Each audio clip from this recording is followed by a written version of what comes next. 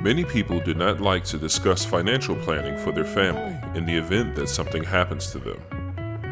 If you are the breadwinner of your family, what will they do if some unforeseen tragedy happens to you? Especially if you have children, a spouse, or if you simply wish to leave something behind for your parents or siblings. Today, we are here to discuss life insurance, because life is not promised, and nobody knows the hour or day we will pass from this world. Funeral expenses are not cheap, and the last thing anyone wants is for their own death to cause a financial burden on their loved ones on top of the emotional burden of their loss. With proper planning, life insurance can be used as a tool to provide for your loved ones even after you are gone. We will all leave this world one day, and when we do, let's make sure we leave our family in the black. Welcome everybody to another episode of In the Black. I'm Mike. I'm Troy. And we're here to talk to you today about a very, very important topic. We're talking about life insurance. And I know, Troy, that is not a sexy topic. Nobody wants to think about their ultimate demise. But at the end of the day, that's the threshold that all of us have to cross. And are you prepared? Two things in life are guaranteed. That's death and taxes. Depending on how you set up your life insurance, you might be able to avoid one, but you cannot avoid the other. And what we leave behind is important. Whether you have a lot of money, you don't have to be a CEO, you don't have to have millions of stock shares, you don't have to have a company to leave behind, but you can leave behind something to your kids, to your family, to your friends, to your loved ones, even to your churches or charitable donations if you so desire. And you do not have to have a lot of money to do it. And that's very important. This is a financial product that is available pretty much to everyone. Depending on the biggest thing we're going to get into is getting enough that suit your specific situation. And we're going to kind of break down today's episode. We're going to break it down to two parts. Troy here is going to talk about pretty much the reason behind, the driving factor behind why you need life insurance. And I'm going to kind of break down the two major life insurance products, then figure out which one is best for you. Life insurance is a bit near and dear to my heart. My mother, she took great care of us. She gave us the best that she had. But my mom didn't have a lot.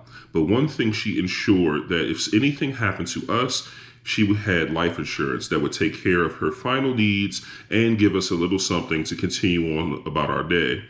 Losing your mother is tough, but it's even worse if you do not have the money to pay for a funeral. It's worse if you have to deal with those messy financial situations that can come with the passing of a loved one.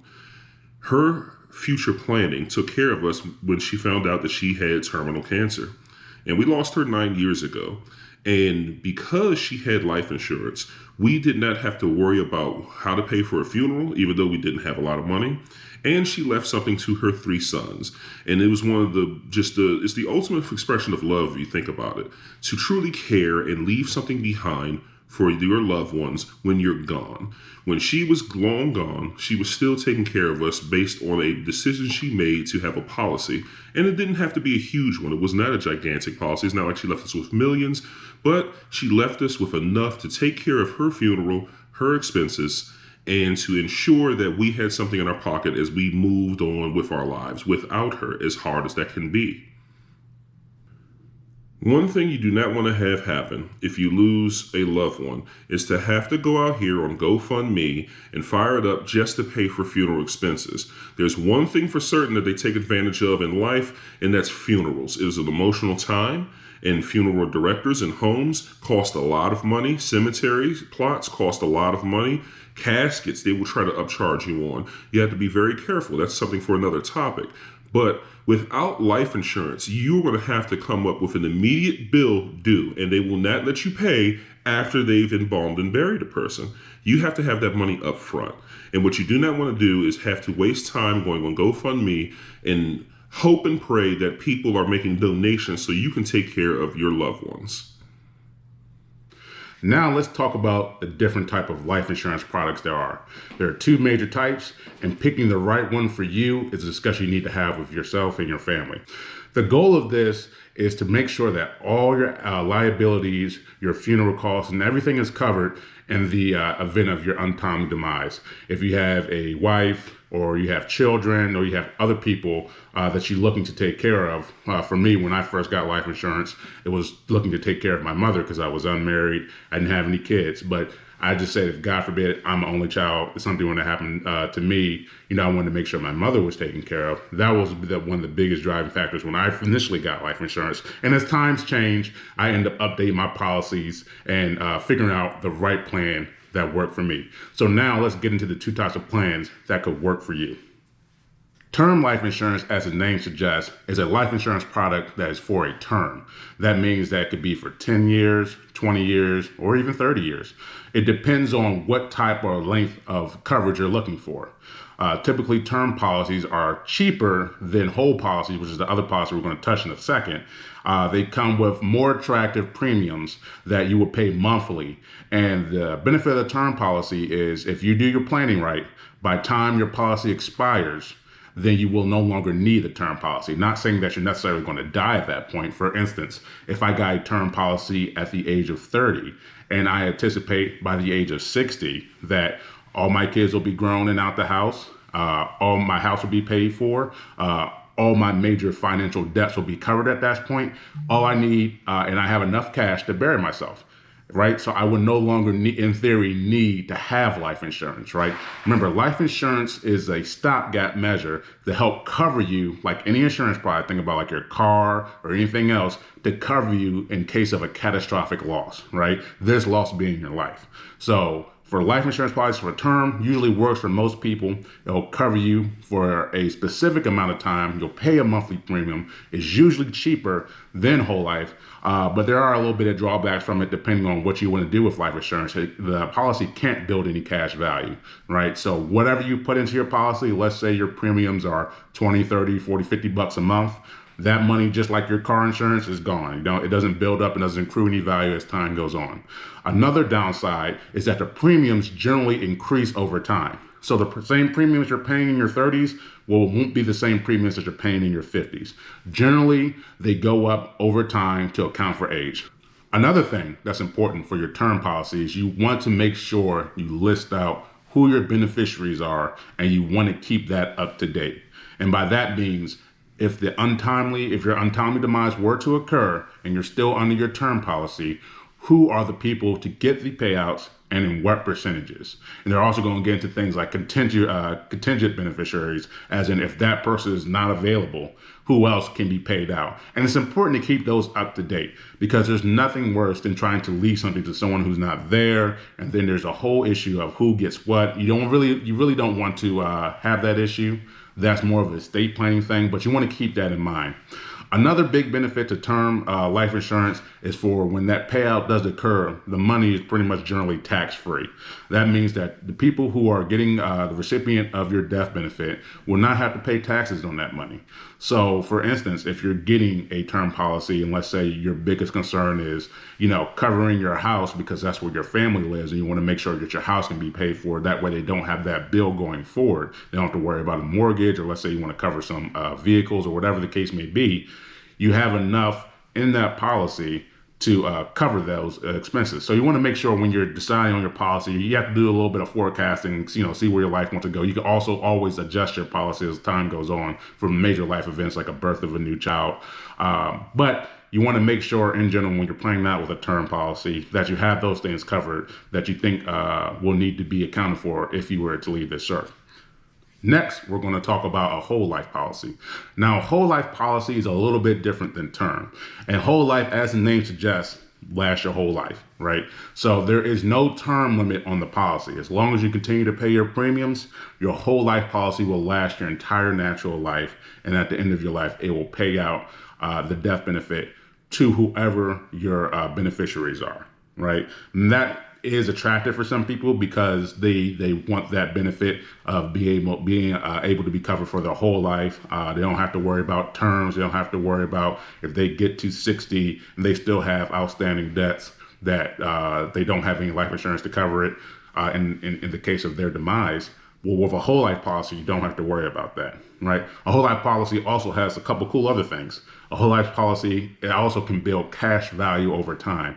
And by that, I mean that part of your premium that you pay into that whole life policy will actually grow. And it's also somewhat of an investment vehicle. It can grow over time. And you could do little things with that cash, that cash that builds up in the policy. You can borrow against it. And it gives you a little bit of another financial tool in the toolkit that you can do a few things with, right? So I know you're thinking, cool, this policy lasts me my whole life, and I can, it's a financial investment vehicle. I see a lot of wins here. Well, there's some drawbacks to a whole life policy that generally make it unattractive to a lot of people. Number one being the premiums are extremely high. The premiums for a whole life policy can easily be 14 times that of a term life policy. Now, if you think about that, that's a significant monthly bill, right? That's a lot of money that you have to pay monthly over the course of your entire life. And you might not be willing to pay that. Another downside to whole life is that cash value I talked about that you build up in your policy. Well, for the first 5 to 10 years, most of that cash value is not being built. That cash value, that money that you're paying into your paying with your premiums, goes to paying things like the commission of the person who sold you the whole life policy. That's why if you ever talk to a financial planner, they love to push those because that pays their commission. And then also on top of that, it goes to funding your death benefit. But once your cash value does start to build up, and let's say you want to take a loan on that cash value, there's another negative drawback to that. And that's the fact that if you want to take a loan against your own cash value that you put into your whole life policy, you have to pay interest on it. And that's essentially saying that I need to pay interest to borrow my own money, which is a little ludicrous. But those are some significant drawbacks to a whole life policy that might make it unattractive for some people. The final drawback about a whole life policy is, remember I said it can be an investment vehicle. Well, while it is an investment vehicle, it's a pretty poor one. By that, I mean that generally you're going to average around 2, maybe 2.5% interest compounded annually with a whole life policy, versus that of the open market, where you can put your money in the stock market and it generally will bring you a range of 8 to 12. So we'll say 10% annually in returns. So when you look at it from that point of view, you'd rather have your money in the market, because what's better, more money or less money? For me, it's more money. So these are one of the things you have to consider also when choosing a whole life policy. So all in all, you need to figure out which one of these financial products is going to work for me and my family.